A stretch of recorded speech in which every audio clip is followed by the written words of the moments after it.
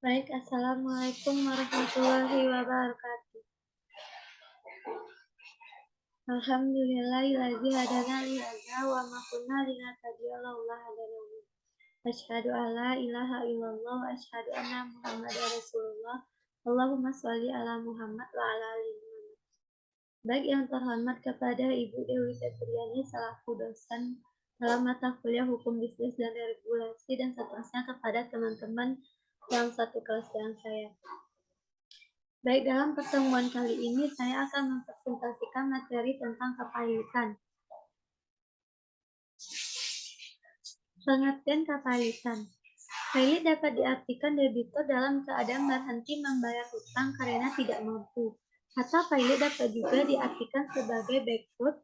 Kata bankrupt sendiri mengandung arti bancabuta.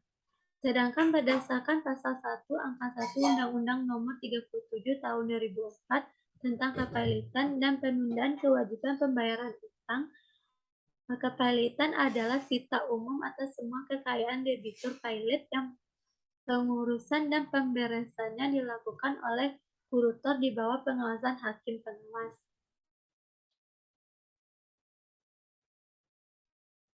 Asas-asas kepailitan itu sendiri yang terdiri dari yang pertama yaitu asas keseimbangan, yang kedua asas kelangsungan usaha, yang ketiga asas keadilan, dan yang keempat adalah asas integrasi. Cara-cara debitur dinyatakan pailit yang pertama yaitu adanya debitur yang tidak membayar hutang, yang kedua adanya lebih dari satu kreditor, dan yang ketiga adanya lebih dari satu utang, yang keempat minimal satu utang sudah jatuh tempo, yang kelima minimal satu utang sudah dapat ditagih, dan yang keenam adalah pernyataan pailit diputus oleh pengadilan niaga. Tujuan kepailitan itu sendiri yaitu tujuan utama kepailitan adalah untuk melakukan pembagian antara para kreditor atas kekayaan debitur oleh kurutor.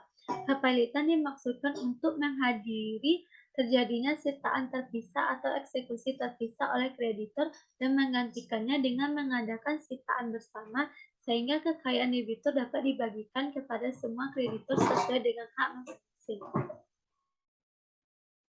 Dasar hukum kepailitan itu adalah the title kepailitan diatur dalam Undang-Undang Nomor 37 Tahun 2004 tentang kepailitan dan penundaan kewajiban pembayaran utang atau yang disingkat dengan UUK 2004.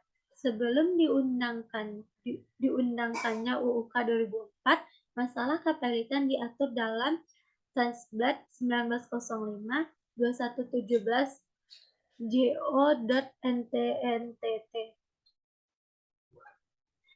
Dan selanjutnya yaitu pihak yang dapat melakukan permintaan kepailitan. Yang pertama kreditur, yang kedua kejaksaan demi kepentingan umum, yang ketiga Bank Indonesia, dan yang keempat adalah Bank Pengawas Pasar Modal. Penundaan kewajiban pembayaran utang atau PKPU. Menurut pendapat Munir Pundi, penundaan kewajiban pembayaran utang PKPU ini adalah suatu periode waktu tertentu yang diberikan oleh undang-undang melalui putusan pengadilan niaga, di mana dalam periode waktu tersebut kepada kreditor dan debitur diberikan kesepakatan untuk musyawarahkan cara-cara pembayaran utang-utangnya dengan memberikan rencana perdamaian terhadap seluruh atau sebagian utang itu, termasuk apabila perlu merestrukturisasi utangnya tersebut. Dengan demikian, penundaan kewajiban pembayaran utang atau PKPU merupakan semacam moratorium, dalam hal ini legal moratorium.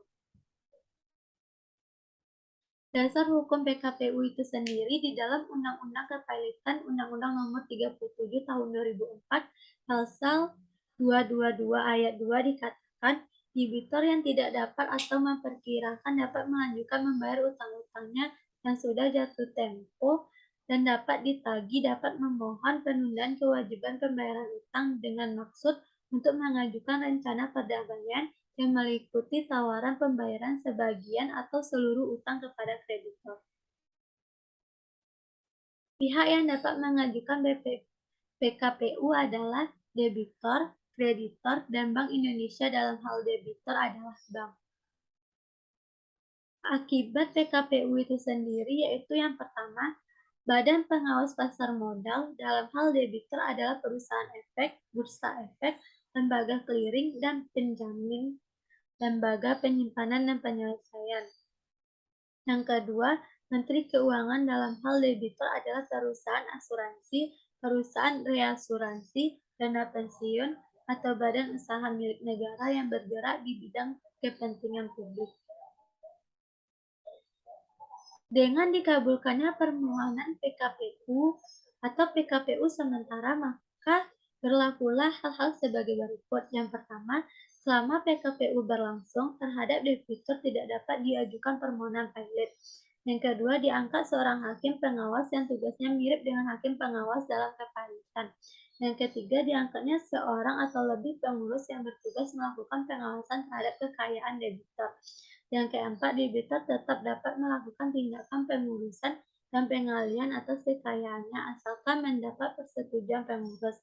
Yang kelima, tindakan debitur atas kekayaannya tanpa persetujuan pengurus adalah tidak mengikat kekayaannya. Berakhirnya PKPU.